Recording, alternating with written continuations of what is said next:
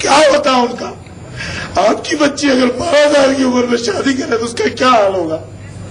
हमसे पूछ रहे आप उनको मिला क्यों रहे हो कि आतंकवाद हो रहा है, वो मर रहे हैं, वो मर रहे हैं, लेकिन हमारे साथ जो हो रहा है वो जबरन हो रहा है। आतंकवाद अलग है, हादसे में कोई 100 लोग मर जाते हैं, वो अलग चीज है।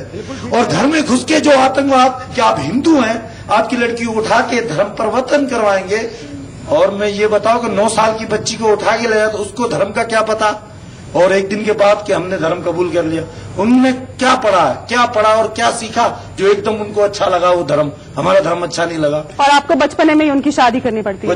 10 साल की उम्र में हमें शादी करनी पड़ती है और हम मर जाएंगे, लेकिन हम वापिस नहीं जाएंगे। कोई भी सरकार हो, कुछ भी हो, हम गोली खाने के लिए तैयार हैं, उधर जाने के लिए तैयार हैं। हम इतनी बातें बता रहे हैं, हमारे रिश्तेदार हैं, वो हम सोचते हैं कि मर चुके, अगर आएंगे हिंदुस्तान चाहेगी तो वो आ जाएंगे, वीजा लेके पासपोर्ट बना के बैठे हैं। अगर हिंदुस्तान उनको वीजा देती है तो वो आज के आज आ जाएंगे, अगर नहीं देती है वीजा तो वो हमारे लिए मर चुके हैं और हम उन्हें मरा हुआ मानते हैं। सिर्फ हम अपने बच्चों को बचाने के लिए हमारे हिंदुस्तान भाइयों के पास आ रहे हैं और 1 महीने से हमारे पूरे हिंदुस्तान में हमारा साथ दिया है। हम हिंदुस्तान के शुक्रगुजार हैं। हम हिंदुस्तान के बहुत सब लोग हमारे पास आ रहे हैं, हजारों की तादाद में हमारे पास आ रहे हैं। हम बहुत खुश हैं यहाँ पे। हमें जीने दो, हमें जेल में मत भेजो, हमें उधर नहीं भेजो जहाँ हमारी पीढ़ियों दर पीढ़ियों जुल्म होता है, जहाँ हमारी पीढ़ियों दर पीढ़ी हमारी कुचली जाती है, जहाँ पीढ़ियों दर पीढ़ियों को हमारे देश के में लिया जाता है। आप हमें उधर नहीं भेजो, यहाँ मार दो, हमारे बच्चों के साथ हमें मार दो। हम उधर नहीं जाएंगे, नहीं जाएंगे, मर जाएंगे। हनुमान अपने आप को संभालिए, हम गवर्नमेंट को संवेदना है हमारी। हम गवर्नमेंट को इजाजत देते हैं और लिख के देते हैं कि हमें नरक में नहीं भेजो, बॉर्डर क्रॉस नहीं भेजो, यहाँ पे गोली से मार दो। हम लिख के देते हैं, हम कोई खून माफ करेंगे हमारा कोई नहीं है। हम लिख के दे दो, हम लिख के देने को तैयार हैं। दस्तावेज पे किसी चीज में लिखा है, हम पाकिस्तान की गवर्नमेंट को भी लिख के देने को तैयार हैं। हमें मार दो पर पाकिस्तान नहीं जाएंगे, अपने आप को जला देंगे। सवाल करके आए, सवाल होते हैं जो घुसते कि हम शरणार्थी हैं। वो हिंदुस्तान को ये सोचना चाहिए कि हम शरणार्थी है, हम अपनी तकलीफ लेके आए हैं। और ये खंजर देखो, ये खंजर कितने खा गया है। हम यहाँ पे अपनी तकलीफ और पासपोर्ट वीजा के साथ आए हैं।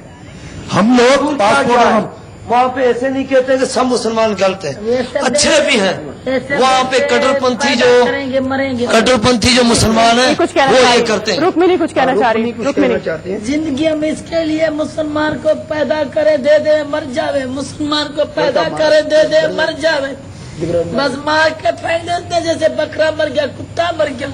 हम इसके लिए जन्म लिया, हमारा कोई नहीं है दुनिया में, तो हमारा कोई नहीं है। सनातन धर्म है, इंसान दिख रहे हैं, सनातन धर्म हमारे को मार दो। जानवर है, आपके इसमें कितना अंतर है आप सोचें। हम ये सनातन धर्म आके हमारे को मार, हम भगवान पे कसम भगवान का खाते हैं, हम मरेंगे। हम अभी मेरे को दे चाकू में अभी मरूंगी। नहीं, आप खुद को संभालिए, आप खुद को संभालिए, आप खुद को संभालिए। हमारे मेरे बच्चे उधर से ला दो, मेरी बेटियां उधर है, मेरे भाई उधर है, वो हमारे को ला दो। जी जी, कभी भी नहीं जाएंगे हम। अभी तो बोलेगी नहीं, फिर भी मैं मर के दिखाऊंगी। मैं क्यों? तो मेरा खून हिंदू का, हमने झूठा खून नहीं है, हमारा भगवान का खून मिला हुआ हमारे। बिल्कुल। मैं मीनाक्षी अब आपके पास आऊंगी, मैं सुखनंदन आपके पास आऊंगी। मारने के लिए पैदा आपको अपना पक्ष रखने का पूरा मौका मिलेगा, आपके पास हम आएंगे। इस वक्त हम चलते हैं मीनाक्षी लेखी के पास, बीजेपी प्रवक्ता। मीनाक्षी जी, देखिए आपने इनके आंसू, इनका दर्द और किस तरह की बातें ये कह रहे हैं कि हमें आप यही मार दो बेशक, लेकिन हम वापस नहीं जाएंगे। देखिए, बहुत बहुत दुख और शर्म की बात है और ये एक इतनी मार्मिक कहानी है कि शायद मैं चाहूंगी कि सलमान खुर्शीद जैसे लोग इसको सुन रहे हों और देख रहे हों, नहीं तो जो लोग इसको मीडिया वॉच करते हैं वो उन तक पहुंचाएं, क्योंकि वो एक ऐसे व्यक्ति हैं जिन्होंने पाकिस्तान से आने वालों के लिए वीजा ऑन अराइवल का इंतजाम किया, उन लोगों के लिए जो क्रिकेट मैच देखने आते हैं और 100-200 की तादाद में गायब हो जाते हैं और इस देश में घुसपैठ करते हैं और आईएसआई के लिए काम करते हैं।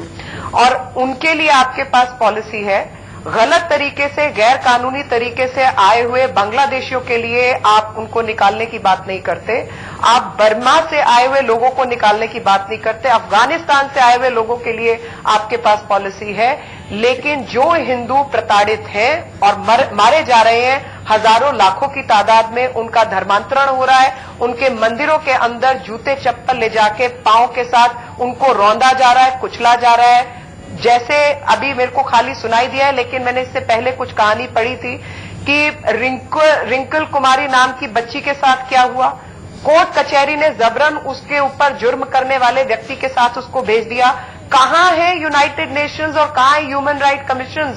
कोई आज तक पाकिस्तान को ना टेररिस्ट स्टेट घोषित करवा पाया है। जहां पर भारत की सरकार एक योग्य काम कर सकती थी, उसने उस बात को दबाया और बल्कि पाकिस्तानियों के साथ मिल गई। और वहीं पर यूनाइटेड नेशंस वगैरह जैसी जो सरकारें जो अमेरिका के कंट्रोल में चलती हैं, वो भी इन विषयों से या तो अवगत नहीं है या अवगत होते हुए अपनी आंखों पे बिल्कुल, या अवगत होते हुए आंखों पर पट्टी बांधे हुए। मीनाक्षी मैं आपके पास आऊंगी, मैं आपके पास आऊंगी, पॉलिसी बना सकते हैं। आपके पास मैं लौटूंगी। इस वक्त हमारे साथ पाकिस्तान से वरिष्ठ पत्रकार कामरान साकी जुड़ गए हैं। कामरान साहब, 480 हिंदू कुंभ के बहाने कुंभ दर्शन करने, स्नान करने हिंदुस्तान आए और अब ये वापस पाकिस्तान नहीं लौटना चाहते। इसमें से कई लोग हमारे साथ स्टूडियो में मौजूद हैं, रो रहे हैं, फूट फूट कर रो रहे हैं, खून के आंसू रो रहे हैं कि उनके साथ बहुत अत्याचार होता है पाकिस्तान में, बिल्कुल वो सुरक्षित नहीं है।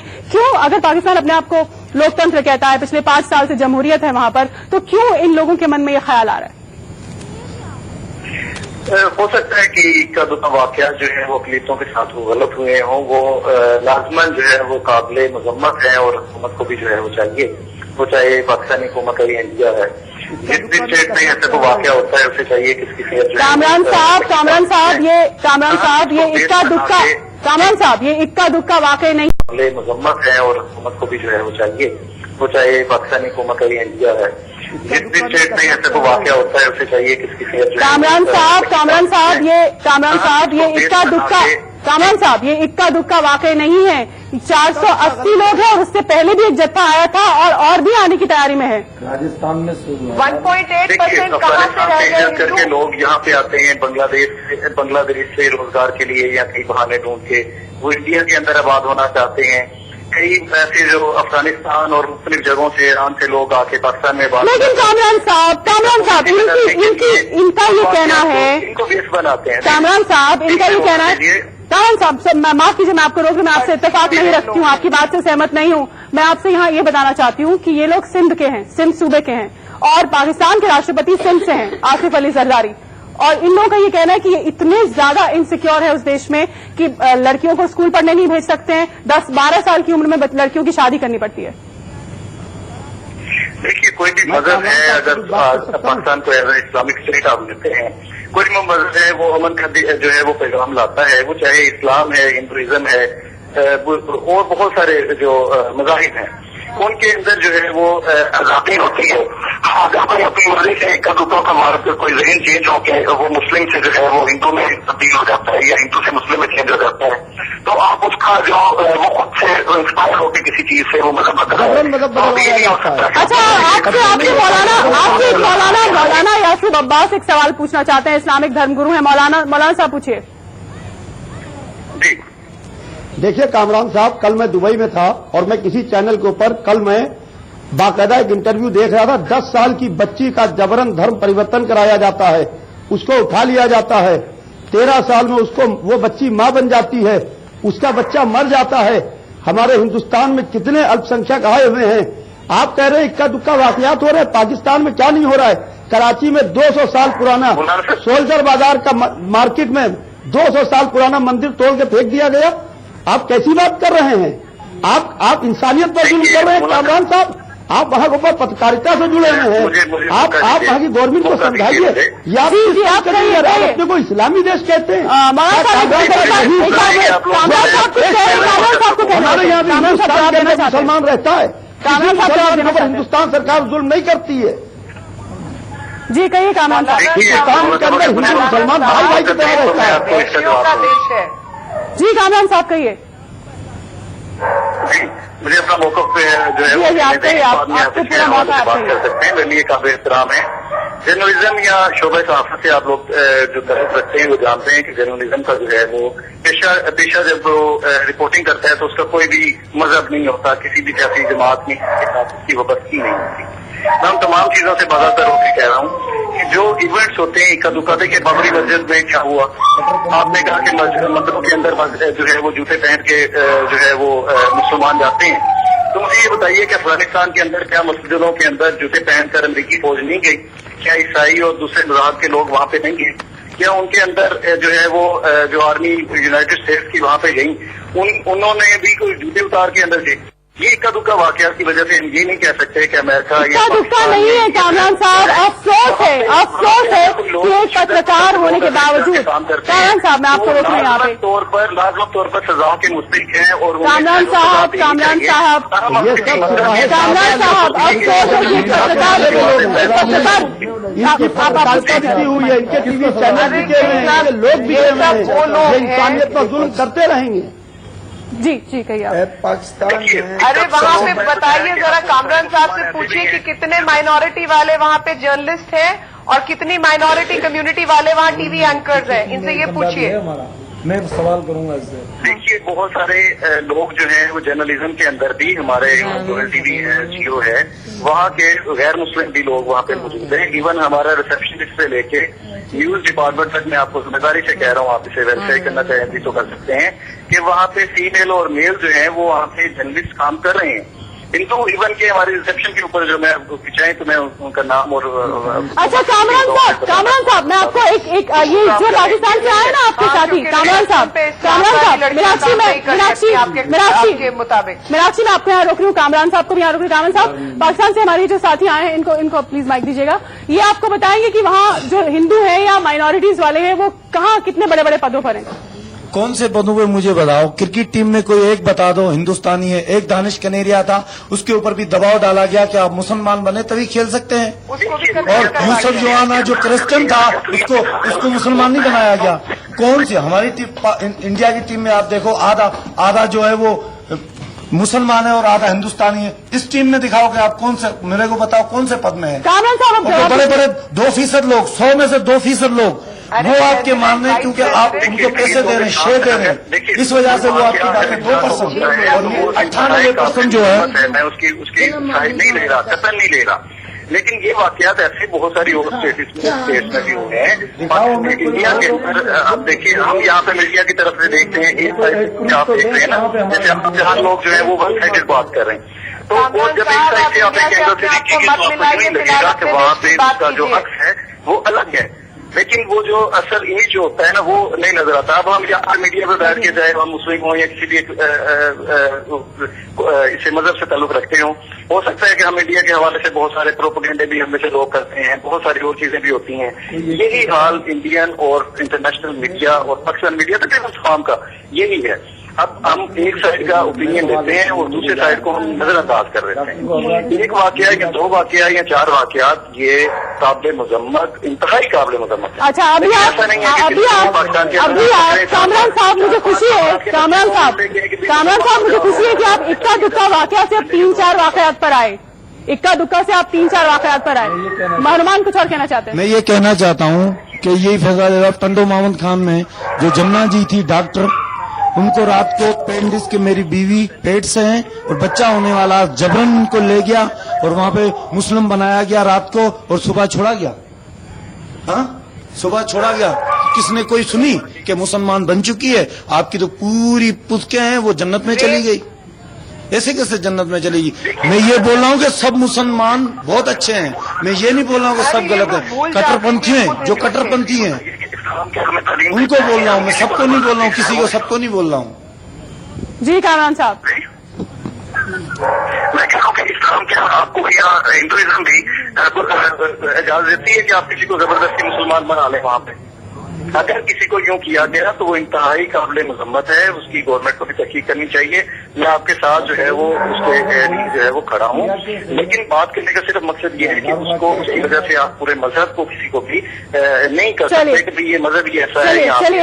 चलिए कामरान साहब, यासूब अब्बास साहब के पास जाती हूँ। मौलाना यासूब अब्बास लखनऊ से हमारे से जुड़े हुए हैं। मौलाना यासूब अब्बास, क्रिकेट के मैच में अगर इनका ये बताना है, ये इन्होंने खुद देखा है अपने नजरों से कि अगर पाकिस्तान की हार होती है तो वहां पर इन पर क्या बीतता है, ये कुछ अपने बताएंगे, अनुभव बताएंगे। वहां की क्रिकेट के मैच में जब वहां पे एशिया कप हुआ था, विराट कोहली ने 169 रन बनाए थे। 3 लड़कियां जो कि कोहली बिरादरी की वहां को उठाई गई और हमारे जो बच्चे थे उनको छुपना पड़ा, वहां पे शरण लेनी पड़ी पूरे 5 दिन। आपको मालूम है उन 3 लड़कियों का क्या हुआ? और वो 11 साल, 12 साल और 13 साल तक की थी, कोई बड़ी नहीं थी। वो कहाँ गई? उनको ढूंढ के तो लाए आप। यासूब अब्बास अखबारों में पाकिस्तान के अखबार ये बोल रहे हैं, हम नहीं बोल रहे हैं। अखबार क्या इस्लाम इस तरह की इसकी इजाजत देता है? इस्लाम बिल्कुल इस तरह की इजाजत नहीं देता है। इस्लाम कहता है कि लकुम दीनकुम वलिय दीन, तुम्हारा दीन तुम्हारे साथ है। इस्लाम कतई इस चीज की इजाजत नहीं देता है। ये लोग इस्लामी देश नहीं है, इन्होंने खाली बैनर इस्लाम का लगाया है। ये इंसानियत पर जुल्म कर रहे हैं, ये इस्लाम के कट्टर मुखालिफ लोग हैं। आप कैसी बात कर रहे हैं? क्रिकेट मैच होता है तो आप दूसरे के घर की बच्चियों को उठा ले जाते हैं, कांधे पर AK-47 रखे हुए आप पूरे तरीके से आप लोगों को मार देते हैं, पूरी बसें आप उड़ा देते हैं रख के, आप ज़ायरों के ऊपर हमला कर देते हैं, आप कैफिलों पर हमला कर देते हैं, आप हिंदू कैंप से हमला कर देते हैं। अगर से विराट कोहली ने 175 रन बना लिए तो आपने कोहली बिरादरी के लोगों को उठा लिया। ये क्या चीज है? ये कौन सा इस्लाम आप पेश कर रहे हैं? ये आप कौन सा इस्लाम पेश कर रहे हैं? ये आप जमाने को क्या दिखाना चाहते हैं? इस्लाम तो वो मजहब है कि प्रॉफिट ऑफ इस्लाम के सर पर कूड़ा फेंका जाता है तो वो जो कूड़ा फेंकने वाली है वो उसके मिलाद कुर्सी को उसके घर पर जाते हैं। इस्लाम तो अखलाक की ट्रेनिंग देता है। इस्लाम तो ये कहता है कि अपने कट्टर मुखालिफ से अखलाक से मुस्कुरा के पेश आओ, उसकी बीमारी पर, उसकी परेशानी पर, उसके दुख दर्द पर खड़े हो। ये पाकिस्तान जो है ये क्या मैसेज देना चाहता है? पूरी तरीके से हिंदुस्तान के अंदर जितना भी आतंकवाद हो रहा है पूरी तरीके से इसके अंदर पाकिस्तान का इन्वॉल्वमेंट है और पाकिस्तान के अंदर जो माइनॉरिटीज के साथ में जुल्म हो रहे हैं। वही आप बताइए कि हम सब ने मिलकर किस तरह का हिंदुस्तान गढ़ा है? हम सब ने, सभी कौमों ने मिलकर किस तरह से हिंदुस्तान में क्या क्या किया है? ये आप बताइए, इनको समझाइए, इनको भी ये तस्वीर दिखाइए। हिंदुस्तान के अंदर हिंदू का दरवाजा मुसलमान से मिला हुआ है, मुसलमान का दरवाजा हिंदू से मिला हुआ है। हमारे दुख दर्द पर हिंदू खड़ा होता है, हिंदू के दुख दर्द पर हम खड़े होते हैं। ये आप क्या पेश करना चाह रहे हैं? ये आप पलट के नहीं देखते हैं कि हिंदुस्तान एक हिंदू देश है, यहां भी आपके मुसलमान भाई रहते हैं। अगर पलट के रिएक्शन हो तो आपका क्या जवाब होगा? मगर बड़े अफसोस की बात है, यहाँ के ऊपर हमारे हिंदू भाई बहुत समझदार हैं, हमारी हुकूमत समझदार है। हम गुलदस्ते की तरह रहते हैं, हिंदू मुसलमान सिख ईसाई एक गुलदस्ते की तरह है। और जिसने इस गुलदस्ते को तोड़ने की कोशिश की तो हमने उसके हाथ तोड़ दिए, गुलदस्ते को नहीं टूटने दिया हमने। अखिलेश जी के पास मैं जाऊंगी साहब। अखिलेश, और जिस तरीके का आप इस्लाम पेश कर रहे हैं, ये इस्लाम क्या है? आप जिस तरीके से इस्लाम को पेश करके जमाने के सामने इस्लाम जाहिर कर रहे हैं, ये इंसानियत को बस जुल्म कर रहे हैं। ये आप इस्लाम का फेवर नहीं कर रहे हैं। जी मैं आपके पास आऊंगी फिर से, मैं आपके पास फिर से आऊंगी। अभी फिलहाल मैं अखिलेश जी के पास जा रही हूँ। अखिलेश जी, तमाम आपने ये बातें इनकी सुनी। मैच अगर इंडिया जीतता है तो वहां पे बच्चों को, लड़कियों को उठा लिया जाता है। आखिर अब सरकार को गंभीरता से इस मामले को लेना ही पड़ेगा क्योंकि ये हमारे देश के नहीं है, परमानेंटली यहाँ नहीं रह सकते हैं। क्या आपको नहीं लगता, क्या आप इस मामले को उठाएंगे कि इस पर एक ठोस पॉलिसी बननी चाहिए सरकार की ओर से? निश्चित रूप से अब इससे बड़ा दुर्भाग्य और इससे बड़ी अनहोनी क्या हो सकती है जिस प्रकार से ये लोग बयां कर रहे हैं। भारत सरकार को जरूर गंभीरता से इसका संज्ञान लेना चाहिए। पाकिस्तान, मैंने बताया, नियर अबाउट डेड स्टेट है। वहां पे सिर्फ दिखावे के लिए जमहूरियत लाई जाती है कि दुनिया में उनको जो तमाम सहूलतें मिल सकती हैं, इसलिए वो डेमोक्रेटिक कुछ फॉलो करते हैं कि हम इलेक्टेड हैं, हमारे यहाँ एक प्रजातंत्र है, सिर्फ इसलिए कि उनको तमाम जगहों से एड्स सुविधाएं मिल जाएं। लेकिन क्या है, आज वहां पे जितना आतंकवाद पनप रहा है, हमारे हिंदुस्तान में कभी हिंदू मुस्लिम अलग पहचाने नहीं गए। लेकिन पिछले 20-25 वर्षों से जो बीजारोपण वहां से हो रहा है, यहाँ पे जो हमारे यहाँ आतंकवाद की सप्लाई हो रही है, हमारे अंदर भी लोगों को भड़काया जा रहा है। क्यों? कभी किसी ने पहचाना या कभी किसी ने देखा कि हम दो विचारधारा के थे, हिंदू मुस्लिम, पूरे देश में एक साथ रहे हैं, एक साथ बढ़े हैं, कभी कोई पहचान नहीं पाता था। लेकिन आज बगल के मुल्क से जिस प्रकार से यहाँ पे नफरत पैदा की जाती है, लोगों को शंका करने का अवसर दिया जाता है, फिर भी हम आज इतने अच्छे हैं, दुनिया में मिसाल कायम करते हैं हम हिंदू मुसलमान आपस में। तो हम भारत सरकार जरूर इन लोगों के बातों पे गौर कर रही होगी। जिस तरह से और तमाम मुल्कों से आए हुए लोगों के साथ इंसाफ हो रहा है, उनका पूरा ख्याल हो रहा है, इन लोगों को भी भारत सरकार देखेगी। और भारत हम उम्मीद करते हैं कि इन सबका संज्ञान जरूर मजबूती के साथ पाकिस्तान के साथ उठाना चाहिए और हमें विश्वास है कि हिंदुस्तान की हुकूमत उठाएगी। हमारे साथ एक और खास मेहमान जुड़ गए स्टूडियो में, मार्तंडपुरी महाराज धर्मगुरु हैं, स्वागत है आपका। महाराज जी, आपको क्या लगता है कि अब भारत सरकार को क्या करना चाहिए? ये लोग वापस नहीं जाना चाहते और बहुत ज्यादा परेशान और बेहाल हैं अपने हाल से पाकिस्तान में। सबसे बड़ी मुश्किल ये है कि जब तक हम सरकार का मुंह देखते रहेंगे, क्योंकि सरकार किसी भी समस्या को मुद्दा बनाकर, राजनीतिक दल किसी भी समस्या को मुद्दा बनाकर उसको वोट का साधन मानते हैं, हल नहीं करना चाहते। यह कुंभ में स्नान के लिए आए थे और जितना मैं सुन रहा हूं, कुंभ में नहीं सुन पाया था, व्यक्तिगत रूप से मुझे शर्म आती है। पूरे हिंदू समाज को, पूरे भारतीय समाज को और विश्व में जिनके भीतर भी मानवता का एक अंश भी शेष है, उनको खड़ा होना चाहिए। मैं चूंकि धार्मिक क्षेत्र से हूं, मैं सन्यासी हूं, अखाड़े से जुड़ा हुआ हूं, महामंडलेश्वर का पद भी मुझे दिया गया है और मुझे लगता है कि यह वेश और यह पद मुझे सनातन धर्म की रक्षा के लिए ही मिला है। और अगर संत समाज इनकी रक्षा नहीं कर सकता तो हमें इस वेश को धारण करने का अधिकार नहीं है और हमें अपने पद का भी अधिकार नहीं है। पूरे हिंदू समाज को, मैं किसी धर्म के विरुद्ध बात नहीं कर रहा हूं, केवल पाक नाम रखने से कोई पाक नहीं हो जाता। वह समय आ गया है जब राजनीति से ऊपर उठकर, धर्म की संकीर्णताओं से ऊपर उठकर और एक लड़ाई पूरी लड़नी पड़ेगी। और हमारे यहाँ शास्त्र और शस्त्र दोनों रहे हैं। तो सनातन की रक्षा के लिए, हिंदू समाज की रक्षा के लिए जागृत होना होगा समाज को। सरकार न वहां की कुछ कर पाएगी न यहाँ की कुछ कर पाएगी, क्योंकि सरकार के मान की यह समस्या है ही नहीं।